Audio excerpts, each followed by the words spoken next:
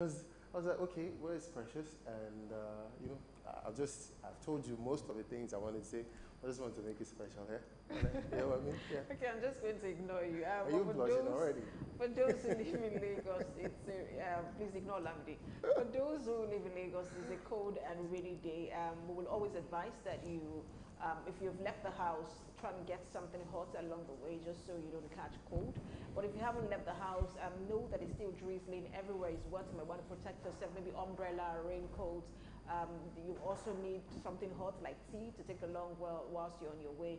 And if you're home, try and get something hot to take just to at least cool the temperature. And remember that we're already in the rainy season, so you should try and stay warm as much as you can. That, in other words, whenever, if you feel you have a sweater that you can always go along with, like weathers like this, it's always important for you to have something for shelter, one way or the other, so that you don't get caught in the rain one day and then the next thing that happens is you're shivering. That's what we're expecting. Exactly. We don't hope it happens, but then that's life for you.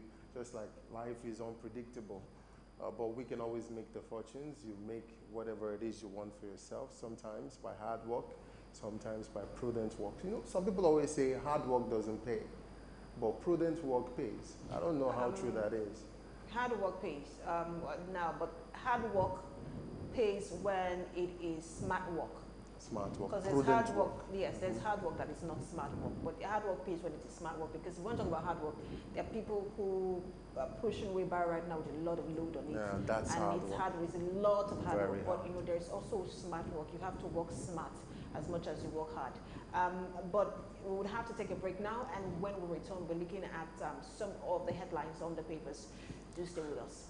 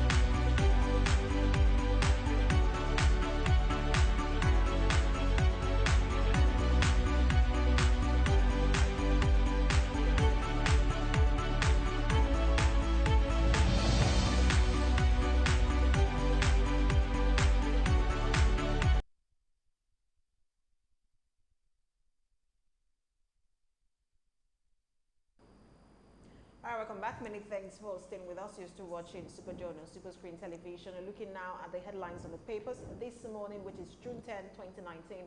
We'll be looking at four papers. We have the Nation newspaper, the Daily Trust, the Punch, and the Vanguard. And I'll start off now with the Nation newspaper, where the headline reads, Jam to announce admission cut of marks tomorrow. Jam to announce admission cut of marks tomorrow. For those who are writing JAMB or who already wrote JAMB, the cutoff marks will be announced tomorrow, so you might want to pay attention. And away from that, federal government sues NNPC, Ajib Shell, NPDC. Federal government sues NNPC, Ajib Shell, NPDC. If you're interested, as to what the federal government is doing these oil companies, you can check that on the Nation newspaper. Akpabio, God will expose Igini's sins. Akpabio, God will expose Igini's sins. Away from that, banditry. Angry Katsina youth takes 3 bodies to Emir's palace. Banditry, angry Katsina youth takes 3 bodies to Emir's palace. Buhari governors join forces for Lawan Gbajabiamila. Buhari governors join forces for Lawan Gbajabiamila. And away from that, 25 victims of bandit attacks buried in Sokoto.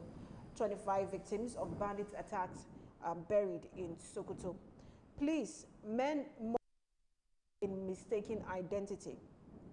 Policemen mobbed in Lagos in mistaken identity. 14.2 million naira, 14.2 million Nigerians, not naira. 14.2 million Nigerians took drugs in 2018, says NDLEA. 14.2 million Nigerians took drugs in 2018, says NDLEA. We have uncovered plots to rubbish Ajimobi's legacies, says Oyo APC. We have uncovered plots to rubbish Ajimobi's legacies, says Oyo APC. And still on the Nation newspaper, why I must deliver on my promises by Kwara Governor. Why I must deliver on my promises by Kwara Governor. And finally on the Nation newspaper is the headline on sports. Ronaldo leads Portugal to Nations League glory. Ronaldo leads Portugal to Nations League glory, and that's all for the Nation newspaper. Away from the Nation, let's go now to the Vanguard newspaper. It's the 10th day of the month of June 2019, and the first story I'll take here says Atiku versus Buhari. Tribunal resumes hearing today as panel gets new head. Atiku versus Buhari. Tribunal resumes hearing today as panel gets new head. Also on the Vanguard newspaper, Dasuki. Malami faces disciplinary panel over professional misconduct. Malami faces disciplinary panel over professional misconduct. Still on the Vanguard newspaper, Dangote seeks law promoting gender equality. Dangote seeks law promoting gender equality. Also, Executive Order 5 will end reckless influx of expatriates into Nigeria. That's coming from Nupeng. Executive Order 5 will end reckless influx of expatriates coming into Nigeria. That statement is credited to Nupeng. Still on the Vanguard newspaper, Serap, budget, EIE urge courts to stop NAS 4.68 billion naira welcome package. Serap, budget, EIE urge courts to stop NAS 4.68 billion naira welcome package. Also, Ganduje Sanusi face-off. Intervene as chairman of NGF. Emir tells Lalong. Ganduje Sanusi face-off. Intervene as chairman of NGF. Emir tells Lalong. We also have the story on the Vanguard newspaper that says Zimbabwe was a good test for Eagles. That statement is credited to the coach of his side, Gernot Raw. Zimbabwe was a good test for Eagles. And the final story here on the Vanguard newspaper says 3,641 killed by herdsmen in Benue, 5 other states. 3,641 killed by herdsmen in Benue, 5 other states. That statement is credited to Wansa. And that's the much we can take here on the Vanguard newspaper this morning. And away from the Vanguard newspaper, move on now to the Daily Trust, where the major headline reads, APC governors back Lawan Gbajabiamila.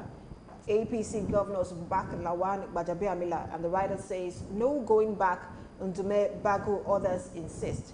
No going back, Ndume Bagu, others insist. And that report begins on the front page and continues on page 5 of the Daily Trust.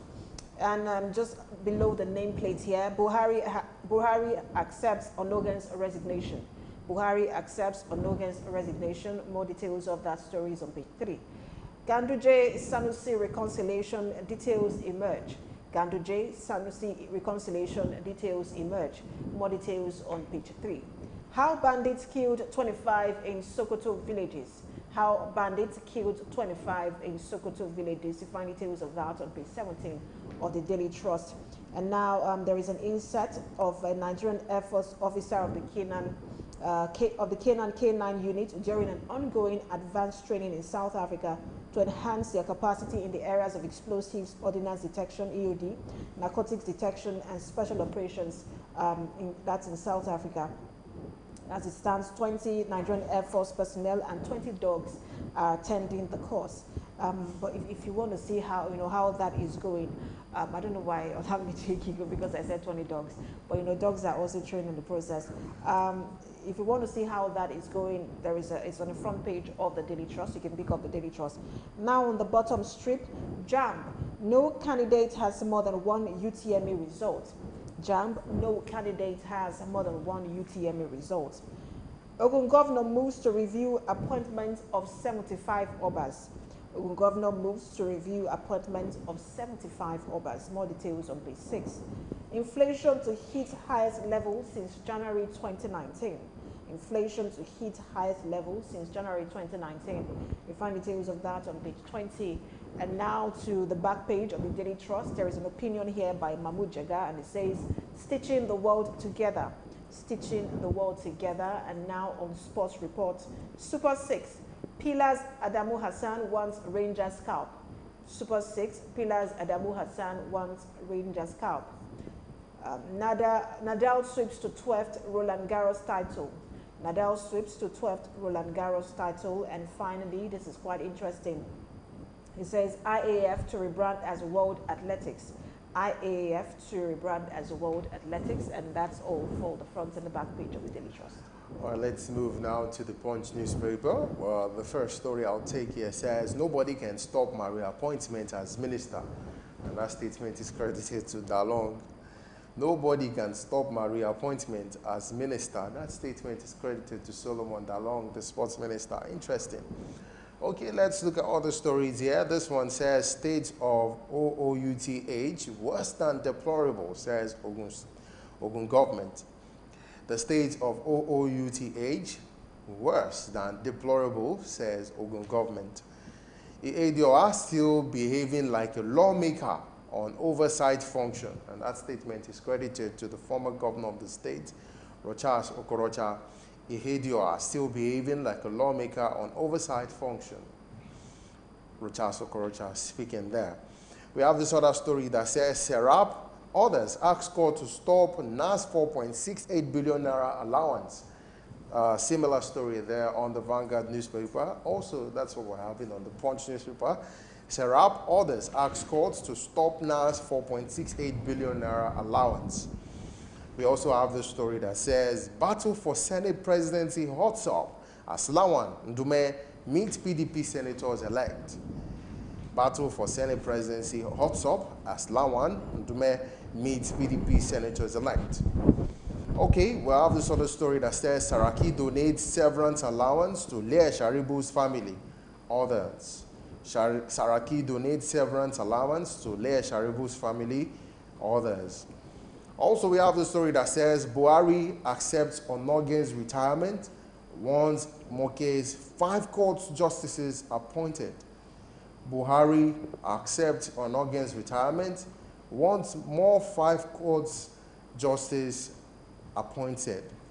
Also, we have the story that says Dasuki panel to begin hearing on alleged misconduct against ex-AGF Malami. Panel to begin hearing on alleged misconduct against ex-AGF Malami. The final story I'll take here on the Punch newspaper says Ajimobi commissioners, others want away with many government vehicles. And that statement is credited to the Oyo government. Ajimobi commissioners, others went away with many government vehicles. And that statement is credited to the Oyo government. And that's it on the Punch newspaper, and also wraps it up on the newspaper review segment. Precious, as usual. Yes, the story, which is quite, I think I was confused by it, but it says Buhari, the president, Buhari accepts Onogen's resignation. That's how it's stated in the on the front page of the Daily Trust.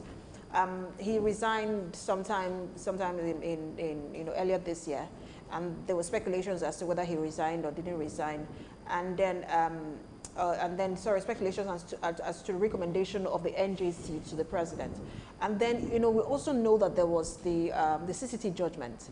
And so now, yes, apart from the suspension, he was found guilty of a lot of things, and then there were consequences for that.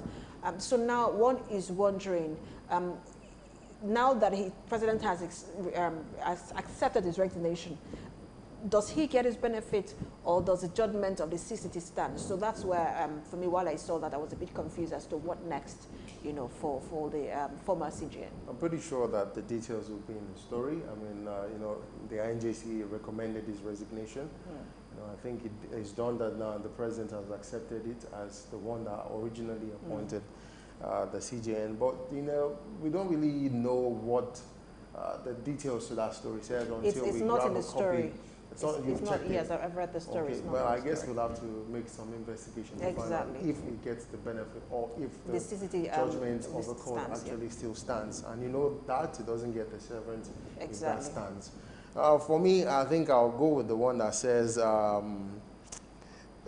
quite interesting stories here, but the first one I'll take has to do with the one that the statement credited to the sports minister, Solomon Dalong, saying nobody can stop my reappointment as minister. That's interesting to me. I really don't know why he's saying that, but whatever it is that is giving him confidence, I'm pretty sure he knows why. But you know, over time, a lot of people have questioned the kind of person he is. I remember being in Asaba, and he was booed. The whole stadium was booing the sport minister while he was giving his speech. Perhaps because he took so long, perhaps because of his performance and everything.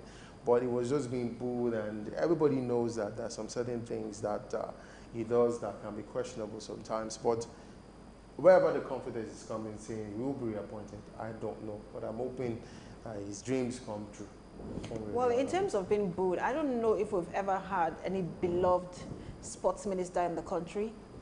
Someone who Nigerians looked at and were like, oh, we love this person, because Nigerians are very passionate about sports. I think there's as passionate as we are about sports, any slight mistake by anybody, you could have done so well, but when you make a slight mistake, when it comes to sports, Nigerians don't take it lightly. Yeah, I think there was a time where Ishaya Makaku, the late sport minister, and then I think it was also one of those beloved persons. Even when he died, you know, a lot of people turned out, and I don't know, but sports is a very, very special It is, especially for the youth and for Nigerians. We love sports.